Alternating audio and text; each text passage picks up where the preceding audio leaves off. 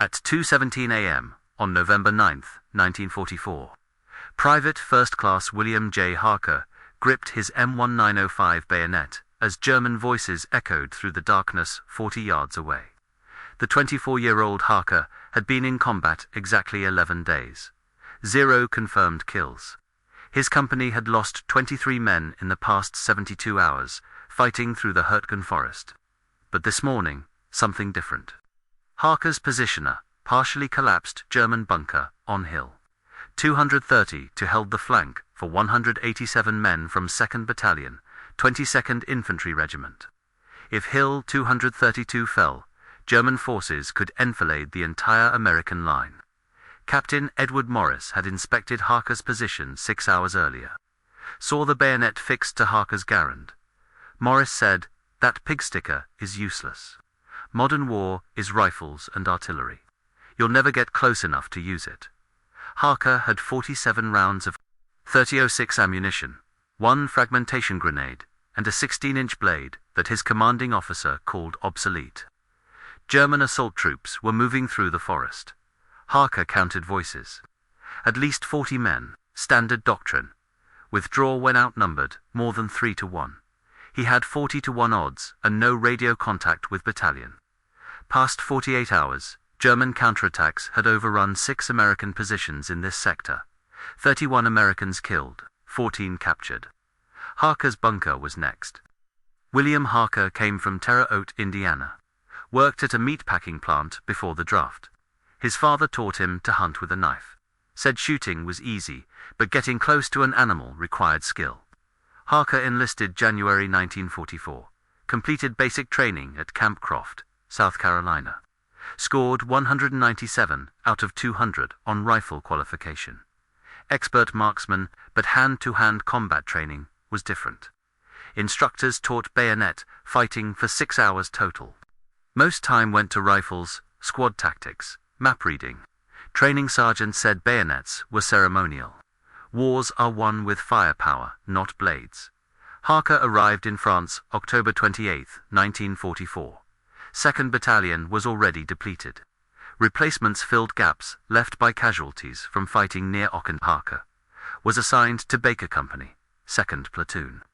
His squad leader, Sergeant James Kowalski, had been in combat since Normandy. 4 confirmed kills with rifle, 0 with bayonet. Kowalski saw Harker fixing bayonet to his garand during inspection. "Take that off, adds weight. Throws off your aim, you'll never use it." Harker kept it anyway. November 7, 1944, Baker Company pushed into Hurtgen Forest. Objective, capture Hill 232, a German observation post overlooking supply routes. German defenders elements of 275th Infantry Division had prepared the position for months. Concrete bunkers, interlocking fields of fire, minefields, tree bursts from artillery turned trees into shrapnel. Baker Company advanced 400 yards in 9 hours, lost 11 men, captured Hill 232 at 1640 hours, found 3 German bunkers, 2 were destroyed. 3rd was damaged, but structurally intact. Walls 18 inches thick, reinforced concrete. Roof partially collapsed from American artillery. Interior, 12 feet by 8 feet. 2 firing slits facing east. 1 entrance facing west. Sergeant Kowalski assigned Harker and Private Danny Chen to hold the bunker. "You two stay here. Cover the eastern approach. Rest of platoon is 60 yards behind you. If Germans counterattack, fall back to our line." Chen carried a Browning automatic rifle, 20-round magazine, 6 spare magazines, 140 rounds total. Harker M1 Garand, 8-round clips, 47 rounds total. 1 Mk2 fragmentation grenade. M1905 bayonet fixed to rifle. At 2,100 hours, November 8th, German artillery began hitting Hill 232.105 mm shells. Tree bursts, shrapnel ripped through forest canopy. Harker and Chen stayed in bunker. Concrete walls absorbed most blast effects. Artillery lasted 17 minutes. 42 shells landed within 100 yards of bunker. When it stopped, Chen checked his bar. "They're coming." Standard German tactic. Artillery preparation, then infantry assault under cover of darkness. American doctrine said, defend with automatic weapons, withdraw if overrun, call for artillery support. But field telephone line to battalion had been severed by shelling. No radio, no communication. Chen and Harker were isolated. At 2,143 hours, they heard movement. Branches breaking, German voices speaking quietly. Chen whispered, I count at least 20. Harker saw shadows moving between trees 50 yards out. Germans were advancing in squad formations. Staggered intervals, using trees for cover. Chen aimed bar through firing slit, waited. At 40 yards, Chen opened fire. 6-round burst. Muzzle flash lit up bunker interior. Harker saw 2 Germans fall. Rest scattered, took cover behind trees. German returned fire immediately. MP-40 submachine guns. Mauser rifles. Rounds impacted concrete around firing slits. Chen fired again. 8-round burst. Another German down. Chen's bar clicked empty. He dropped magazine, reached for spare. At that moment, German MG-42 machine gun opened fire from 60 yards northeast. 1,200 rounds per minute. Rounds walked across bunker face. Chen was hit, 3 rounds through left shoulder and chest. He fell backward, bar clattered to floor. Harker grabbed Chen, pulled him away from firing slit. Chen was bleeding, gasping. Tried to speak, couldn't. Blood filled his throat. Chen died 40 seconds later. Harker was alone. He picked up Chen's bar. 5 magazines left, 100 rounds, plus his own 47 rounds in Garand. 1 grenade. Germans were advancing. He could hear them moving closer. Boots on frozen ground. Equipment rattling. At 30 yards, Harker fired bar through firing slit. 12-round burst. Saw 1 German fall, another stumble. Return, fire intensified. Germans were using covering fire to advance. Standard infantry tactics. 1 group shoots while another group moves. MG-42 kept firing. Rounds hammered bunker. Concrete chips flew. Dust filled the air. Harker's ears rang. He fired Garand. 8 rounds. Clip ejected with metallic ping. Reloaded, fired again. But Germans kept coming.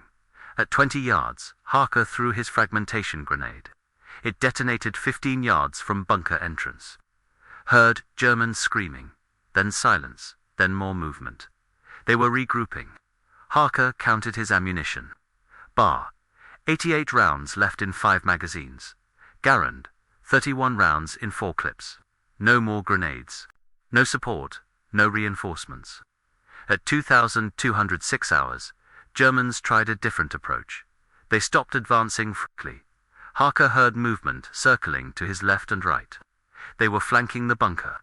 If they reached the entrance behind him, he'd be trapped. Harker made a decision. He couldn't defend the bunker from all sides. If he stayed inside, Germans would surround him and throw grenades through the entrance. He had maybe 2 minutes before they completed the flanking maneuver. He grabbed bar and extra magazines, left Garand inside as backup, moved to bunker entrance, looked out, darkness, trees, shadows. He could hear Germans moving through underbrush, 15 yards to his left. Harker stepped outside. Cold air hit his face.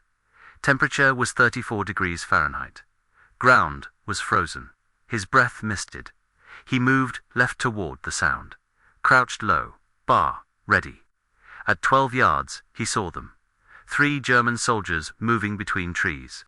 They hadn't seen him yet. Harker raised bar, squeezed trigger. 9-round burst. All 3 Germans went down. But muzzle flash gave away his position. German soldiers to his right opened fire. Harker dove behind a fallen tree. Rounds impacted wood. Splinters flew. He was pinned. Germans were moving to flank his new position. Then Harker's bar jammed. He pulled charging handle, stuck.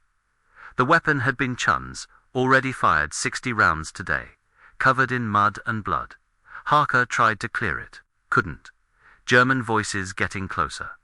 10 yards away, 8 yards. They were coming from 2 directions. Harker dropped bar, drew his M1911 pistol. 7 rounds in magazine, 1 in chamber, 8 total. At 6 yards, he saw movement to his right.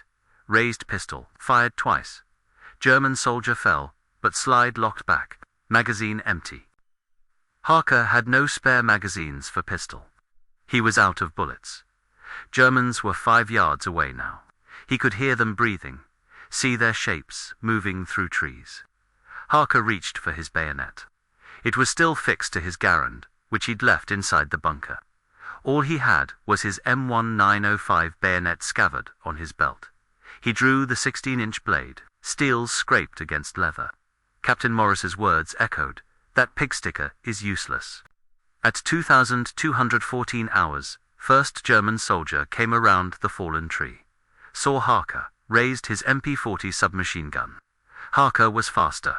He lunged forward, drove bayonet up under German's ribcage. Blade penetrated 9 inches. German gasped, dropped weapon. Harker twisted blade, pulled it out. German fell. Second German appeared from left. Harker spun, slashed across German's throat. Carotid artery severed. Blood sprayed across frozen leaves.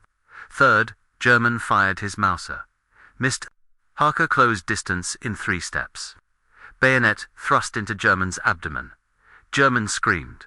Harker pulled blade out. German collapsed, clutching wound. Harker kept moving. He couldn't stay in one place. Germans knew where he was. More were coming. He moved through the trees, staying low, using darkness. His training from hunting came back. Move quietly. Use cover. Strike from unexpected angles. At 2,219 hours, he found 2 German soldiers crouching behind a tree, preparing to throw stick grenades toward the bunker. Harker came from behind. Bayonet into first soldier's back, between shoulder blades. Blade hit spine. Soldier went limp. Second soldier turned. Harker pulled blade out, swung horizontal. Caught soldier across face. Blade cut through cheekbone. Soldier fell backward, screaming. German MG-42 gunner heard the screams. Traversed gun toward sound, opened fire. Rounds tore through underbrush, where Harker had been 3 seconds earlier. But Harker was already moving. He circled right, came up behind MG-42 position from an angle. The gun team, 2 men, 1 gunner, 1 assistant feeding ammunition, were focused forward. Harker approached from their 7 o'clock position. 8 yards, 6 yards, 4 yards. They didn't hear him. Frozen ground was silent. He reached them. Bayonet into assistant gunner's neck. Lateral thrust. Blade, severed jugular. Assistant fell sideways. Gunner turned. Harker withdrew blade. Immediately thrust into gunner's chest. Gunner grabbed Harker's wrist. Strong Harker twisted bayonet inside wound. Gunner's grip weakened. Fell MG-42 went silent. German assault lost its covering fire. But Harker was bleeding now. Gunner had cut Harker's left forearm with a fighting knife during the struggle. 4-inch gash, blood running down to his hand. Made the bayonet handle slippery.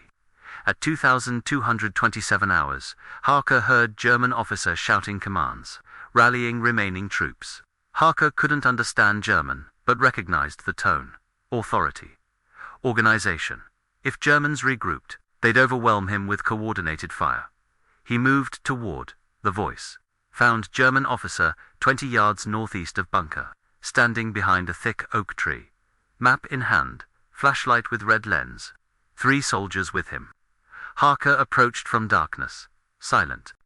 At 8 yards, 1 soldier saw him, shouted warning. Harker charged, covered 8 yards in 2 seconds. First soldier raised rifle. Harker batted it aside with his left arm, drove bayonet into soldier's chest with right hand, pulled blade out. Second soldier fired Mauser. Round grazed Harker's right shoulder. Burned, but didn't penetrate. Harker lunged at shooter. Bayonet thrust upward under soldier's jaw. Blade penetrated through soft palate into brain. Soldier died instantly. Third soldier ran. German officer drew Luger pistol. Fired twice. Both rounds missed in darkness. Harker closed distance. Officer fired again. Click, empty. Harker drove bayonet into officer's abdomen. Officer fell against oak tree, slid down to sitting position. Died 30 seconds later. Remaining German soldiers, Harker, estimated 12 to 15, still alive, began withdrawing. He could hear them moving back through the forest, calling to each other, dragging wounded. Discipline breaking down. At 2,234 hours, firing stopped completely. Germans pulled back 100 yards, then 200, then disappeared into the forest. Harker stood in the darkness, breathing hard, blood dripping from his left forearm and right shoulder. Bayonet in his right hand, covered in blood.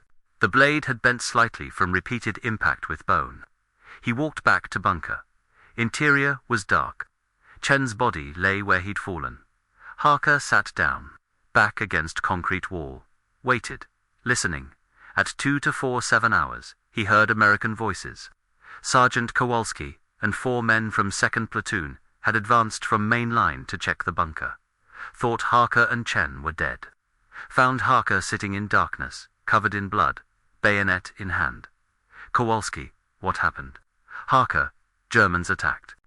Chen's dead. They pulled back. At dawn, November 9th, 0614 hours.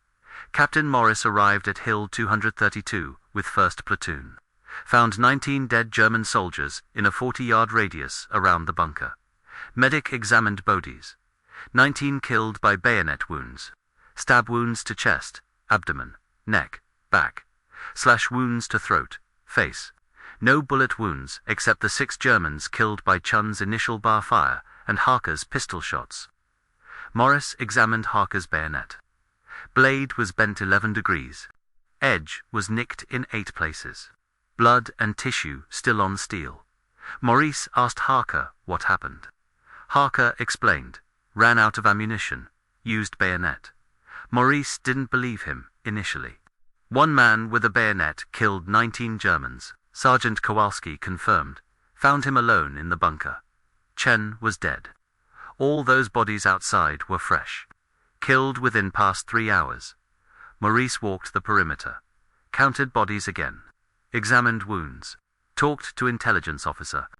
German unit that attacked was 2nd Company, 985th Regiment, 275th Infantry Division. 43 men had participated in the assault, 19 killed. 8 wounded and evacuated by their comrades. 16 retreated unharmed. Of the 19 dead, 13 killed after Harker left the bunker and engaged in hand-to-hand combat. Battalion Commander, Lieutenant Colonel Harold Patterson. Interviewed Harker on November 10th. Asked for a detailed account. Harker described the engagement. Patterson documented it. Forwarded report to regiment. Regiment forwarded to division. On November 23, 1944, Major General Raymond O. Barton presented Private First Class William Harker with Silver Star. Citation read, for gallantry in action against enemy forces on November 9, 1944, when Private Harker, after exhausting ammunition and losing his fighting companion, engaged and defeated superior enemy force in close combat, inflicting heavy casualties and preventing enemy penetration of American lines.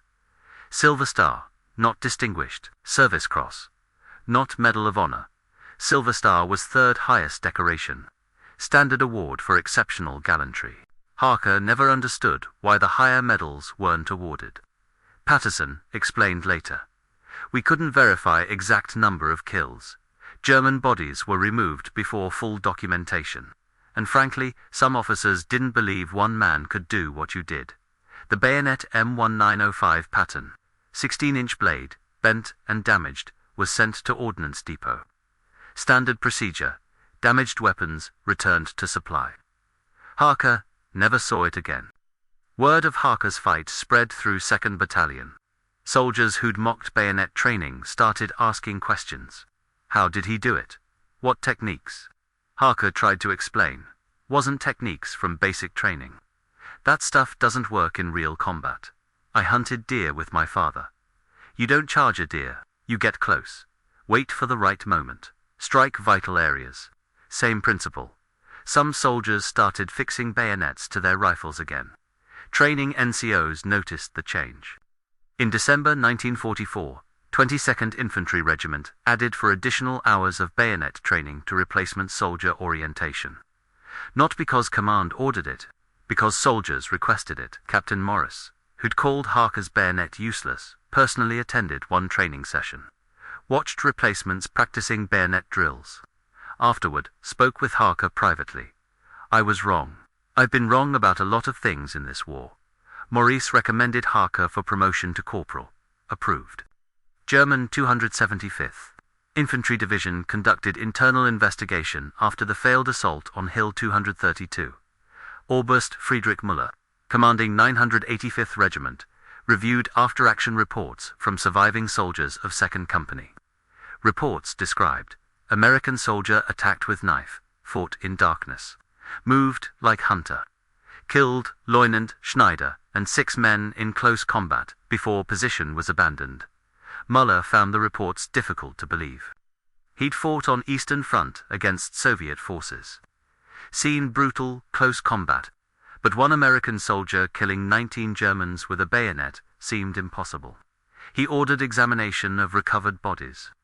German medics' report confirmed all wounds consistent with blade weapon, approximately 16 inches long. Double-edged wounds showed knowledge of vital strike points. Muller's conclusion: American soldier either exceptionally trained or exceptionally lucky. Recommend future assaults. Avoid close combat conditions where possible. German tactical doctrine already emphasized this, but Müller made it explicit.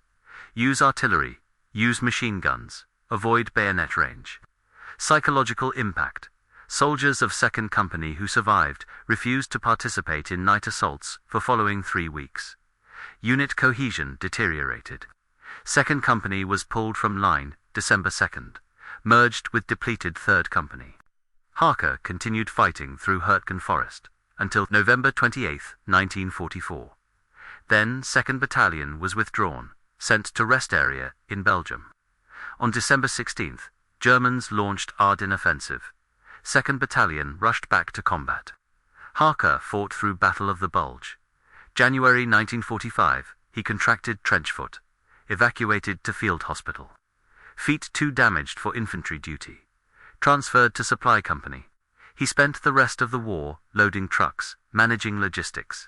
Never returned to frontline combat. War ended May 8, 1945. Harker returned to United States, September 1945. Discharged at Camp Atterbury, Indiana. Rank of sergeant. He went back to Terre Haute. Didn't talk about the war much. When people asked, he'd say he was in infantry. Saw some action, that's all. Married his high school girlfriend, Margaret Flynn, in 1946. Had 3 children. Worked at Columbian Enameling and Stamping Company for 38 years. Retired 1984. Neighbors knew he was a veteran. Saw Silver Star certificate framed in his den. But Harker never told them the story. He told his son once, 1967, after son asked about the medal. Harker said, I did what I had to do. Chen was dead. Germans were coming. I couldn't let them take that hill. So I fought. Son asked, were you scared? Harker, terrified. Every second. In 1989, military historian Dr. Robert Chunnell, relation to Private Danny Chun was, researching close combat actions in World War II, found reference to Harker's engagement in 22nd Infantry Regiment's unit history. Chen tracked down Harker through veteran registries. Harker was 69, still living in Terre Haute. Chen interviewed him over 3 days, recorded 11 hours of conversation. Harker described the fight in detail, techniques he used, how darkness helped, how Germans' voices gave away their positions, how he targeted officers to disrupt command structure. Dr. Chen asked training manuals from 1944 emphasized bayonet charges, loud battle cries, aggressive frontal assault. You did the opposite. Why, Harker? Because that would have gotten me killed. You don't announce yourself in the dark. You move quietly. Strike from an angle. German soldiers were better trained than me, better equipped. If I'd fought them straight up, I'd have lost. So I didn't fight straight up. Dr. Chen asked about the bent bayonet. Harker Never saw it again after they took it. Wish I'd kept it, but wasn't thinking clearly. Just glad to be alive. Dr. Chen estimated, based on tactical analysis and wound patterns, that Harker's engagement lasted approximately 23 minutes from the time he left the bunker until Germans withdrew. 23 minutes, 19 German soldiers killed. Dr. Chen, that's 1 kill every 1. 2 minutes, in darkness, with only a knife, while being shot at. Harker didn't count the time. Was too busy trying not to die. William Harker died February 14, 2001, age 80. Heart failure, buried at Highland Lawn Cemetery, Terre Haute, Indiana. Obituary in Terre Haute Tribune Star mentioned, decorated World War II veteran. Served with 22nd Infantry Regiment. Survived by wife Margaret, 3 children, 7 grandchildren. Did not mention November 9, 1944. Did not mention 19 German soldiers. Did not mention how one private with a bent bayonet held a hill against impossible odds. His Silver Star certificate and discharge papers were donated to Vigo County Historical Society. They sit in a filing cabinet. Most visitors to the museum walk past without knowing. The M1905 bayonet Harker used that night was never recovered. Likely scrapped in 1945, with thousands of other damaged weapons. Standard procedure. Damaged blades returned to arsenal, melted down, reformed into new equipment. Captain Morris, who called the bayonet useless, survived the war. Became high school principal in Ohio. He told the story of Harker's fight to every ROTC class he supervised for 30 years. Always ended the same way. I learned something that night. Modern war isn't just about technology. It's about soldiers who refuse to quit. Harker taught me that. That's how wars are actually won. Not through doctrine and training manuals. Through privates like William Harker, who run out of bullets and pick up a blade. Who fight alone in the dark because retreat means their brothers die. Who prove that a 16-inch piece of steel, when wielded by someone who refuses to surrender, is anything but useless. 1 soldier, 43 Germans. November 9, 1944. William Harker proved that impossible odds mean nothing when someone fights for the men beside him. If stories like this remind you why we preserve history, hit that like button. Subscribe for more forgotten heroes. Turn on notification bell so you never miss these stories. Drop a comment and tell us where you're watching from. Anyone in your family serve in World War II? Thanks for watching. Thanks for making sure William Harker doesn't disappear into silence. These men deserve to be remembered. You're helping make that happen. We'll see you in the next story.